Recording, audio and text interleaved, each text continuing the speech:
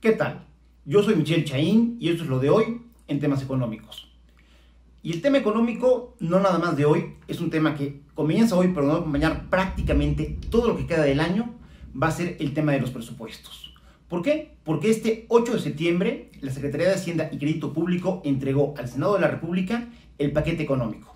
El paquete económico que está conformado por el proyecto de ley de ingresos para saber cuánto vamos a pagar de impuestos nosotros los contribuyentes y también que el gobierno federal pueda tener la certeza de cuánto dinero va a poder recaudar, o por lo menos un aproximado, para hacer frente a la segunda etapa, que es el gasto que está en el presupuesto de egresos de la federación, el famoso PEF. Pero junto con esos dos documentos va uno que muchas veces, por ser un poquito más técnico, no se le toma tanto en cuenta y que es fundamental: los criterios generales de política económica.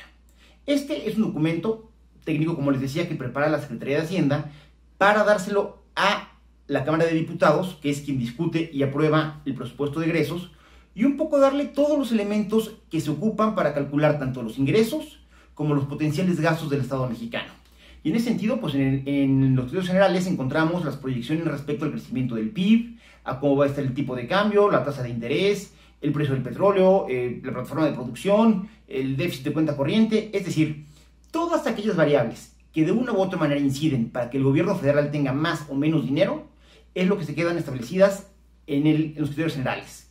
Que la verdad es que en los últimos 2 años, con el gobierno de Andrés Manuel López Obrador, se ha tendido a sobredimensionar el crecimiento del producto, lo cual ha generado que la Secretaría de Hacienda, a través del SAT, recaude menos de lo que tenía planeado, y en ese sentido van 2 años consecutivos en los que tenemos problemas de liquidez. Evidentemente este año, con la caída de la economía, problemas mucho más serios, y es por eso que recientemente la Secretaría de Hacienda anunció que ya no hay fondo de estabilización, ya no hay cochinito en caso de emergencias, ya nos quemamos este año todo el dinero que nos podíamos quemar de emergencia, de tal suerte que el próximo año, si volviéramos a sobredimensionar los ingresos del gobierno federal y volvemos a quedarnos como país cortos con el dinero que tiene el gobierno para poder gastar y poder, desde luego, enfrentar las inversiones, pero también enfrentar la nómina y todos los consumibles que requiere el gobierno para funcionar, estaremos entrando literalmente en territorio comanche,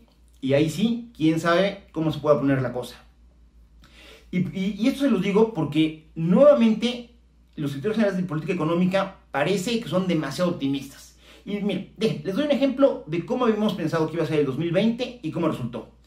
En el 2020, en 2019, cuando se entregan los criterios generales para el 2020, se había estimado por parte de Hacienda un crecimiento del PIB del 1.5 al 2.5%.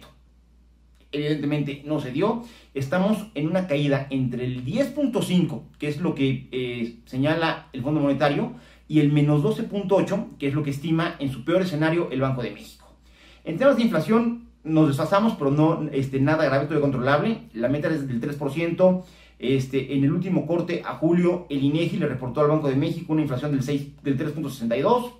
Tipo de cambio, siempre varía. La época de los tipos de cambios fijos se acabó hace mucho tiempo, pero se esperaba que cerrara a 20 pesos. Actualmente estamos a 21.63. Ahí vamos. Precio del barril de petróleo, perdón, $49 era lo programado. Actualmente estamos en 38, pero ojo, acuérdense que este año tuvimos por primera vez en la historia precios negativos para la mezcla mexicana. Y donde sí hubo un desfase muy importante fue en la plataforma de producción, es decir, en la cantidad de petróleo que puede producir Petróleos Mexicanos y el país. Porque se estimaba que para el cierre del año hubiera una plataforma de producción de 1.9 millones de barriles diarios, y apenas en el corte a julio, apenas México logra producir 1.57 millones de barriles diarios. Es decir, nos estamos quedando prácticamente 400,000 barriles cortos todos los días para llegar a la meta que había establecido Hacienda. Y evidentemente, aunque tengas buen precio del petróleo, si tienes menos petróleo para vender, son menos ingresos para el gobierno. En ese sentido, los criterios generales de política económica que se presentaron, insisto, este 8 de septiembre, y que son con los que se elaboran el presupuesto para el 2021, establecen que la economía se recupera, que este año únicamente hay una contracción económica del 8%, es decir, es un escenario muy optimista por parte de Hacienda, y es igualmente optimista en cuanto al crecimiento para el próximo año. Señalan que podría crecer la economía mexicana algo así como el 4.6%, lo cual haría efectivo el pronóstico del presidente López Obrador de que esa va a ser una recuperación con forma de V, de V chica, o sea, que caemos y rebotamos. Cuando la verdad es que la mayor parte de los analistas financieros, la mayor parte de las corredurías, tienden más a pensar en que va a ser un año con una recuperación bastante moderada para México, 2,5%, ya unos son muy cuates, 3%, y para el de contar, lo cual, esto significa que el primer foco rojo que tenemos es el crecimiento del PIB. Si el próximo año México no logra crecer a los niveles del 4,6% que está señalando la Secretaría de Hacienda, es prácticamente un hecho que la recaudación del SAT no va a ser suficiente y que el gobierno federal en algún momento del año va a estar enfrentando crisis de liquidez.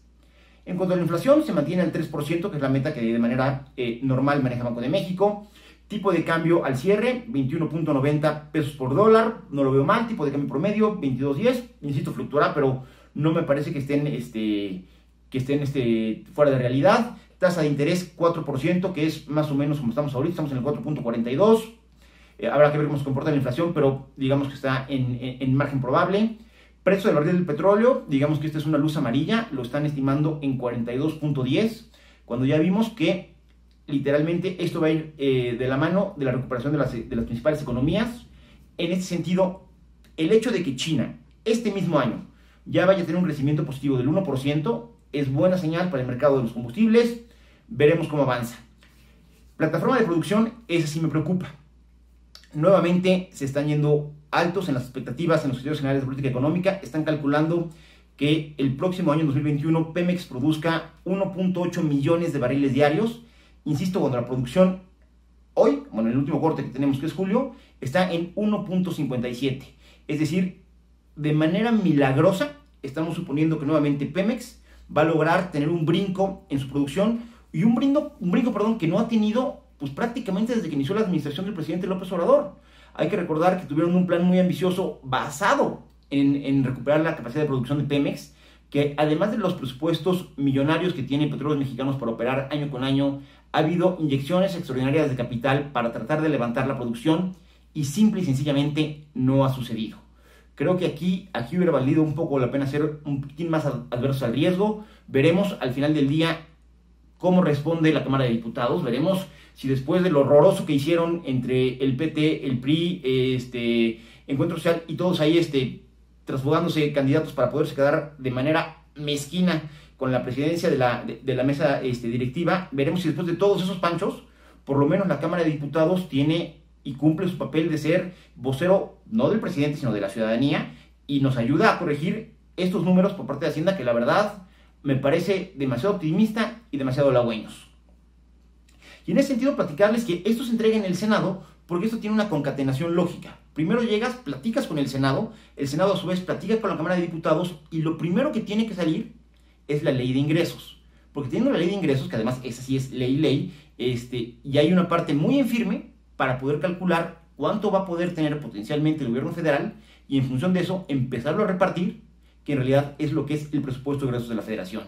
Y se entrega en una comisión de Hacienda y Crédito Público por parte del Senado, que me parece interesante. Desde luego la presencia de el senador Alejandro Armenta, que es poblano, pero por también ahí como una de las secretarias, Zanubia Mayorga, de Hidalgo. Tuve la oportunidad de conocerla hace muchos años haciendo proyectos para el gobierno de Manuel Ángel Núñez, una servidora pública muy capaz, muy trabajadora, que me parece que haciendo buen oficio político pueden ayudar a la Secretaría de Hacienda a tener mejores criterios para que tengamos mejores presupuestos y más estabilidad en el país. Y en ese sentido, en términos presupuestales, fechas para tomar en cuenta: 20 de octubre, fecha límite para que la ley de ingresos sea aprobada por la Cámara de Diputados. 31 de octubre, es decir, al día siguiente, fecha límite para que la ley de ingresos sea aprobada por la Cámara de Senadores. Y poquito después, el 15 de noviembre, es la fecha límite para que tengamos el presupuesto de egresos de la Federación aprobado por la Cámara de Diputados. Ojalá así sea, e insisto, y que la Cámara de Diputados recupere esta función de contrapeso que tiene respecto al Ejecutivo, y que entiendan que no es gratuito que sea la Cámara de Diputados, con su representación directa de la ciudadanía, la que tiene la obligación de discutir, generar, aprobar y publicar el presupuesto de egresos. Veremos y diremos. Yo soy Michel Chaín, y esto es lo de hoy en temas económicos.